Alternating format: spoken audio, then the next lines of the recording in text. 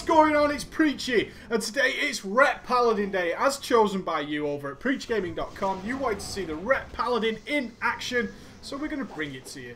Absolutely, why not? We have looked at Paladins at the Holy Paladin, and we looked at Protection, so you will be aware that there are now stances instead of auras, and they actually change how your character plays. For Retribution, we get Seal of Truth, which is our single target damage. We get Seal of Righteousness, which is a big cleave affecting all targets.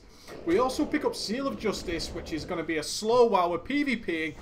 Whenever we go, it fills you with Holy Light, causing melee attacks to deal additional holy damage and reduce movement speed by 50%. So our Ret Paladins go ahead and get a nice regular slow.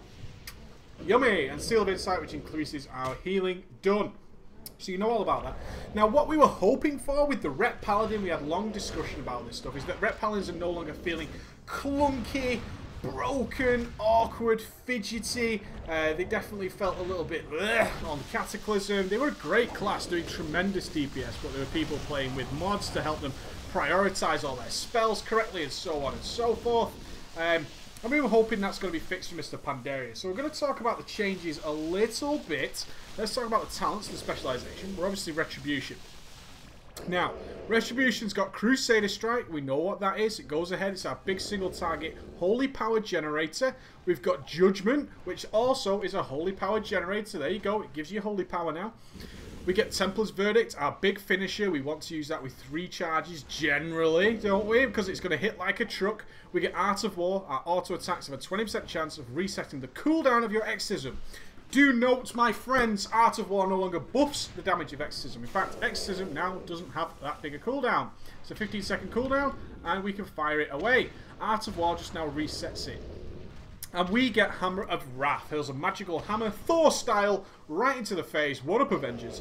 Enemy and deals 30,000 holy damage and generates a charge of holy power as well. Only usable on enemies with 20% less or health, or while Avenging Wrath is up. So we can fire off the Avenging Wrath, and we still get Hammer of Wrath like we normally do.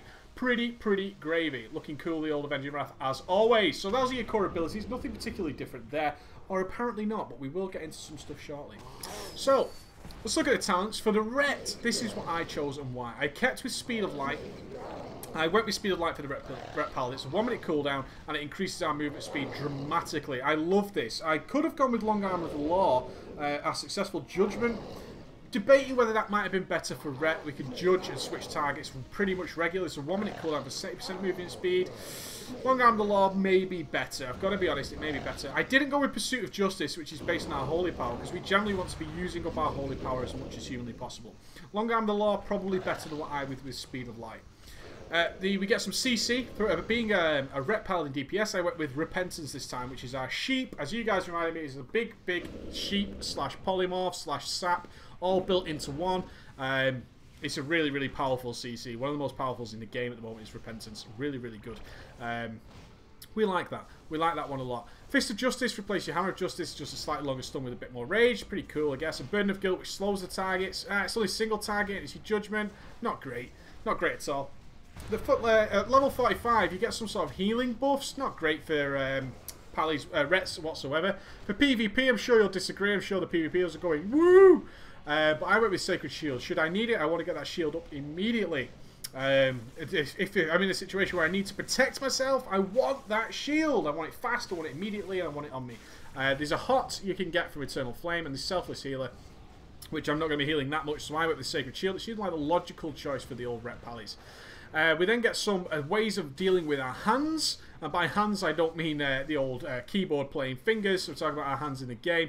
We place a hand. We get Hand of Purity. We place a hand on a friendly target, reducing the damage of harmful periodic effects by 70%. Could be great for PvP. Absolutely. I'd be very worried about. It's situational for PvE. If there's a huge hot dot that's going to hit the tanks, then we could definitely use that.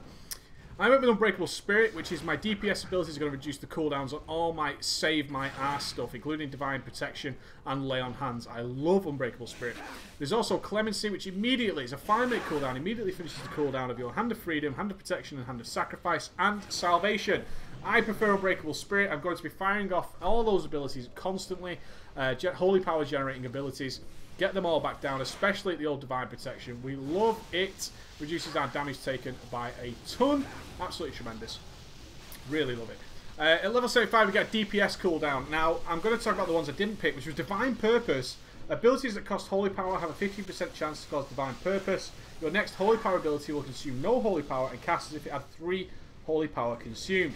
I hate RNG while I'm DPSing, and Ret Pallies have suffered through the RNG for long enough. No more will we take up with your RNG, Blizzard.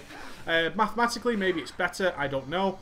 I just personally hate RNG while I'm DPSing. I want to time my shit so it hurts. I want it to smash some faces, and I want it to smash faces when I decide, not when the game decides. Sanctified Wrath, you gain more frequent access to one of the abilities during Avenging Wrath. With Retribution, our Hammer of Wrath has no cooldown, which is pretty amazing, because it hits pretty hard. It's pretty decent, but I think if we compare it to Holy Avenger, Zealotry, abilities that generate Holy Power will generate 3 charges of Holy Power for the next 15 seconds. Essentially, it's our old Zealotry. It's been reworked to Holy Avenger, and the good thing about it is it no longer requires 3 Holy Power to actually set off, so we can macro it in really nicely with our other abilities. That's what I really like about it. You want to mix it with Avenging Wrath, you want to mix it with Guarding the Ancient Kings. Know that these are all on different cooldowns now, which is a pain in the ass. Like Guarding the Ancient Kings is 5 minutes, Avenging Wrath is going to go ahead and be 3 minutes, and Holy Avenger is 2 minutes. Thank you, Blizzard, for giving us 3 big DPS cooldowns that are all on a different cooldown. Thank you very much. We would rather have 2. Simply put, Blizz, we would rather have 2.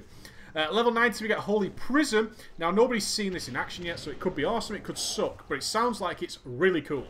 We talked about it in the last video. It sends a beam of light towards a target, turning them into a prism of holy energy.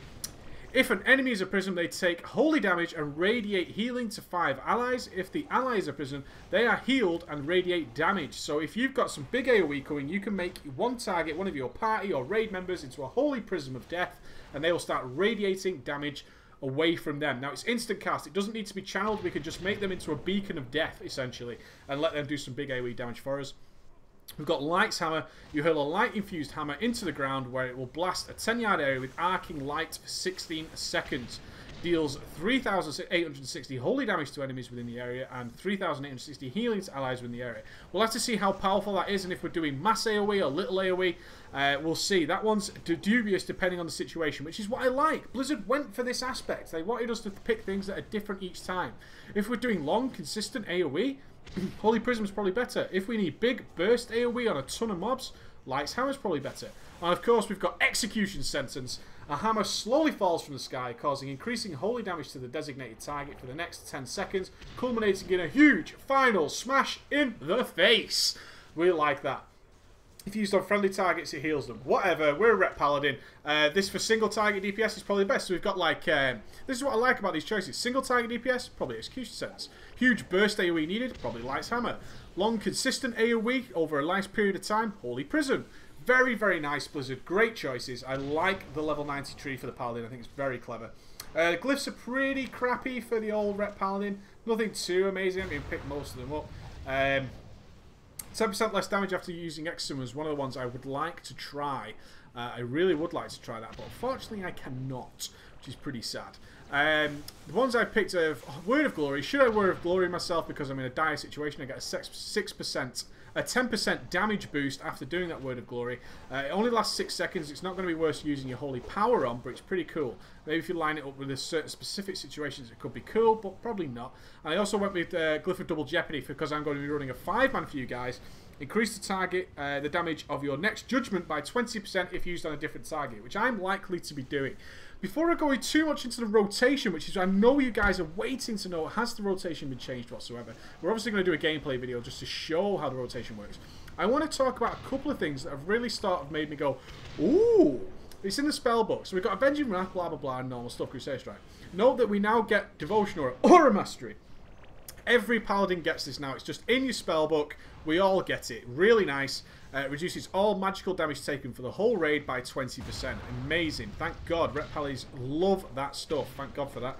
Exorcism was changed, as I said. It's now no longer just waiting for the Art of War proc. It's now a solid part of our rotation, guys. All Art of War does is reset the rotation. It no longer reset the cooldown of Exorcism.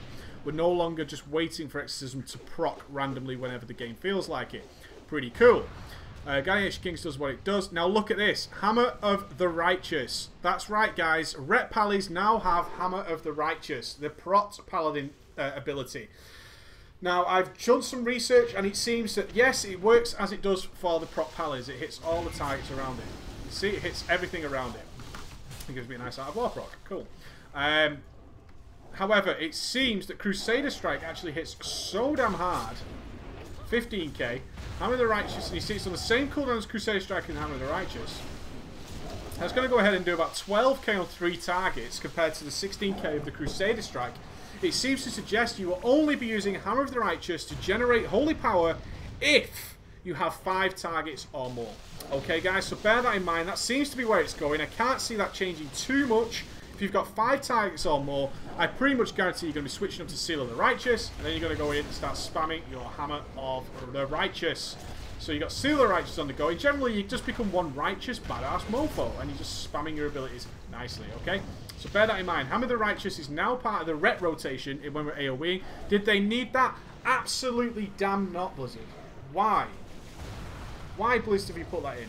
Seriously. We didn't need it. We just dumped some abilities, and now you go ahead and give us this. Pain in the ass, as far as I'm concerned. So you're thinking to yourself, Preacher, where's Divine Storm gone? What the hell? Oh, don't worry, we're going to get there shortly. Unless I've skipped past it by accident. Templar's Verdict does exactly what you used to think it does. Speed of Light, obviously stick that on my bars. Like a complete boss. I've gone over it, haven't I? Where are you, Divine Storm? There it is. Divine Storm now requires 3 holy power. It is a finisher. It's an AoE finisher. I know. I was freaked out too. Divine Storm is now an AoE finisher. So we can go ahead and get our Hammer of the Righteous. We'll judge. That's going to bring us to 3 combo points. And then our Divine Storm is now an AoE finisher. 3 charges of holy power cause 60% weapon damage as holy damage to all enemies within 8 yards. Again, this is going to be sort of 5 or more targets. It's fidgety, it's clumsy. I was hoping Blizzard wouldn't go this way. They have gone this way. If we could compare it to a Templar's Verdict, which is going to do 27k damage. Let me build up the combo points again for you. Get back to 3. Divine Storm. 6k, so it's about 18k there on 3 targets. One thing you will know is the serious reduction in spells. The serious reduction in spells. Holy Wrath is gone. Consecration is gone. They've dropped 2 spells from the spellbook, which is what the ret tree needed. But they've then gone in and stuck Hammer of the Righteous and changed Divine Storm to an AoE finisher. Oh, whatever.